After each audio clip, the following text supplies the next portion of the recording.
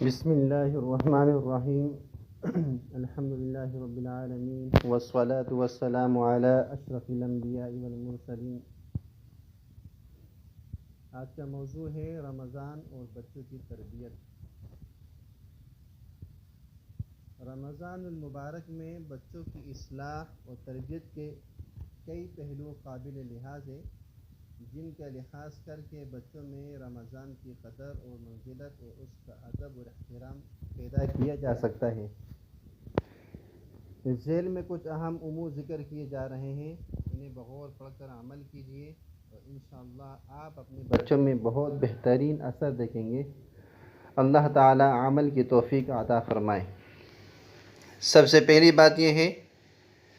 کہ صلاحیت ہو تو روزہ رکھوانا چاہیے۔ بچے اگر روزہ رکھنے کی صلاحیت رکھتے ہیں تو انہیں روزہ رکھوانا چاہیے۔ محبت اور ہمدردی میں انہیں روزہ رکھنے سے منع نہیں کرنا چاہیے، کیونکہ بلوغت سے قبل ہی روزہ رکھنے کا بچے کی تربیت پر بہت گہرا اثر ہوتا ہے، جو ساری زندگی برقرار رہتا ہے۔ اسی طرح سے بچے کو شرعاً مکلف ہونے سے قبل ہی روزہ رکھنے کی عادت پڑ جاتی ہے، جس سے بلوغت کے بعد کسی قسم کی مشقت کا سامنا نہیں ہوتا۔ حدیث شریف میں 7 سال کی عمر میں بچے کو نماز کا حکم دینے کی تلقین کی گئی ہے، چنانچہ ارشاد نبوی ہے، مروا اولادکم بالصلاۃ وہم ابناء 7 سنین واضربوہم علیہا وہم ابناء 10۔ اس کا ترجمہ ہے کہ اپنی اولاد کو 7 سال کی عمر میں نماز کا حکم دو اور 10 سال کی عمر میں نماز نہ پڑھنے پر انہیں مارو۔ اس حدیث شریف کی تشریح میں فقہاء کرام کی تصریحات کے مطابق نماز کے بارے میں حدیث کے اندر جو حکم دیا گیا ہے، یہی حکم روزہ اور دیگر شرعی احکامات کا بھی ہے۔ فقہ حنفی کی مشہور کتاب الاختیار لتعلیل المختار میں لکھا ہے کہ بچے کو روزے اور نماز کا حکم دیا جائے گا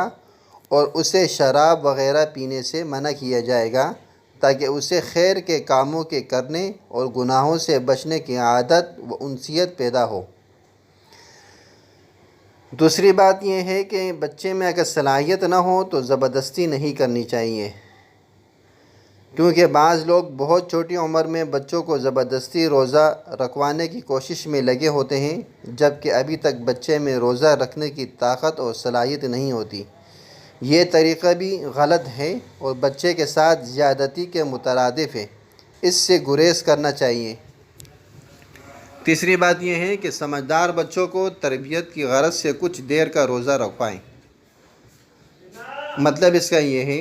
کہ تربیت کے لیے بچوں کو ان کی صلاحیت اور طاقت کے مطابق آدھے دن کا یا اس سے کم یا زیادہ وقت مقرر کر کے روزہ رکھوانا چاہیے، جو مکمل شرعی روزہ تو نہیں ہوتا، لیکن اس سے بچوں میں روزہ رکھنے اور اس کا وقت بڑھانے اور سب کے ساتھ روزہ کھولنے کا شوق پیدا ہو جاتا ہے، اور یہی چیز پھر رفتہ رفتہ انشاءاللہ ان کے لیے مکمل روزے کا ذریعہ بن جاتی ہے۔ چوتھی بات یہ ہے کہ بچوں کے سامنے کھانے پینے سے بچیں۔ اگر آپ کسی بھی وجہ سے رمضان المبارک کے روزے نہیں رکھ پائیں، خواہ غفلت کی وجہ سے یا شرعی رخصت اور اجازت کی وجہ سے، تو بہرحال اس بات کا لازمی اہتمام کریں کہ بچوں کے سامنے کھانے پینے سے بچے،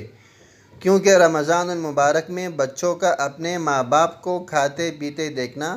ان کی نگاہ میں روزے کی اہمیت کو بالکل ختم کر کے رکھ دیتا ہے، جو ان کی تربیت کے اندر بڑے بگاڑ کا سبب بن سکتا ہے۔ پانچویں بات، بچوں کو کھلم کھلا کھانے پینے سے روکیں۔ بچوں کو رمضان کی حرمت اور اس کا ادب و احترام سکھانے کے لیے انہیں کھلم کھلا سب کے سامنے کھانے پینے سے منع کریں اور ان کو یہ باور کرائیں کہ یہ مہینہ اس طرح سب کے سامنے کھانے پینے کا نہیں ہے۔ اگر تم مکلف نہ ہونے کی وجہ سے روزے نہیں رکھ رہے ہو تو بھی دوسروں کے سامنے کھانے پینے سے بچیں، حتیٰ کہ بسکٹ اور ٹافی جو بچوں کی ایک پسندیدہ غذا ہے، اس کے بھی کھانے سے گریز کریں، کیونکہ رمضان کا ادب اور احترام ضروری ہے۔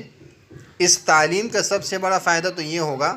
کہ بچے کی نگاہ میں رمضان المبارک کی وہ حرمت اور عظمت بیٹے کی جو مرتے دم تک انشاءاللہ اس کے دماغ سے نہیں نکلے گی۔ اس لیے بچپن کی ذہنی نقوش و 55 سال میں بھی نہیں نکلتے، 55 سال میں بھی نہیں نکلتے۔ یعنی یہ ایک اندازہ ہے کہ بچوں کو جب اس کی بچپن میں کوئی ایسی چیز کی عادت ڈالی جائے، چاہے وہ عادت اچھی ہوں یا بری، تو یہاں ایک عمر کی ایک حد بتائی گئی ہے 55 سال۔ مطلب یہ ایک لامحدود چیز ہے کہ وہ عمر کی انتہائی حد تک بھی اگر جب چلا جاتا ہے تو وہ چیز اس کے دل و دماغ سے نہیں نکلتی۔ اس لیے کہ بچپن کے ذہنی نقوش 55 سال میں بھی نہیں نکلتے، یہ حقیقت بھی ہے اور یہ ہم سب اس کا مشاہدہ بھی کرتے ہیں، بلکہ اس سے بھی آگے بڑھ کر انشاءاللہ اس کی نسلوں میں یہ صفت منتقل ہوگی جو آپ کے لیے صدقہ جاریہ ہوگا۔ چھٹی بات یہ ہے کہ افطار کے وقت میں بچوں کو بھی دعائیں کی تلقین کرنی چاہیے۔ یہ ایسا وقت ہے کہ جس وقت انسان مکمل افطاری میں مصروف ہوتا ہے تو وہ خود دعا کے بجائے بچے کو کیا تلقین کرے، جب وہ انسان خود ہی دعاؤں کا اہتمام نہیں کرتا ایسے موقع پر کہ جس وقت دعائیں رد نہیں کی جاتی، یہاں تک کہ سمندر کی مچھلیاں بھی دعائیں کرتی ہیں روزہ دار کے لیے جب وہ افطار کے وقت دعا کرتا ہے، حدیث شریف میں آتا ہے۔ تو ایسے موقع پر افطار کے وقت دعاؤں کی قبولیت اور اللہ تعالیٰ کی رحمتوں کے خصوصی طور پر متوجہ ہونے کا وقت ہوتا ہے۔ اس وقت کی برکتوں اور رحمتوں کا ذکر اور تلاوت اور دعاؤں کے ذریعے خود بھی سمیٹنے کی کوشش کرے اور اپنے بچوں کو بھی اپنے ساتھ بٹھا کر انہیں دعا مانگنے کی تلقین کرے تاکہ ان کے نگاہ میں بھی اس وقت کی عظمت اور اہمیت بیٹھے اور اللہ تعالیٰ کے سامنے اپنی حاجات پیش کرنے کا طریقہ آئے۔ ساتویں بات یہ ہے ان بچوں کے حوالے سے کہ تراویح پڑھنے کی تلقین کرے، اگرچہ یہ اس کے مکلف نہیں ہیں لیکن تلقین ضرور کرنی چاہیے۔ مطلب یہ ہے کہ بچہ اگر سمجھدار ہو اور مسجد میں جا کر شور شرابے اور کھیل کود سے گریز کر سکے تو انہیں بھی اپنے ساتھ تراویح کے لیے لے کر جائیں تاکہ قرآن کریم کی تلاوت اور نماز کی برکات سے ان کے بھی ذہن و قلوب منور ہو۔ ہاں اگر مسجد میں کھیل کود اور شور شرابہ کرنے کا اندیشہ ہو تو مسجد نہ لے جائیں۔ ایسی صورت میں گھروں میں مائیں اپنے ساتھ انہیں کھڑا کرنے کی حتی الامکان کوشش کرے۔ آٹھویں بات، رمضان المبارک کے فضائل سنائیں۔ رمضان المبارک کے فضائل اور اس میں کیے جانے والے اعمال کا اضافی اجر و ثواب جو ہمیں نبی کریم صلی اللہ علیہ وسلم نے بتلایا ہے وہ خود بھی پڑھے، بچوں کو بھی سناتے رہیے۔ اس سے خود آپ کے اندر بھی رمضان المبارک میں اعمال کا خوب ذوق و شوق پیدا ہوگا، رمضان کے عظیم فضائل کے حصول کی جانب رغبت ہوگی اور بچوں کی بھی ذہن سازی ہوگی اور یہ چیز یقیناً ان کی تربیت میں بہت اچھا اثر چھوڑے گی، جس کی برکت سے انشاءاللہ ساری زندگی رمضان المبارک کی اہمیت اور اس کی عظمت کا وہ خیال رکھیں گے اور صرف انہی تک یہ بات نہیں بلکہ یہ سلسلہ ان کے آگے ان کی اولاد میں بھی منتقل ہوگا اور یہ یوں گویا کہ یہ آپ کی نسلوں میں بھی یہ برکتیں جائیں گی۔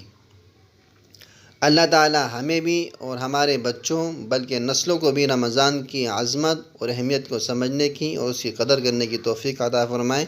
وآخر دعوانا ان الحمد للہ رب العالمین۔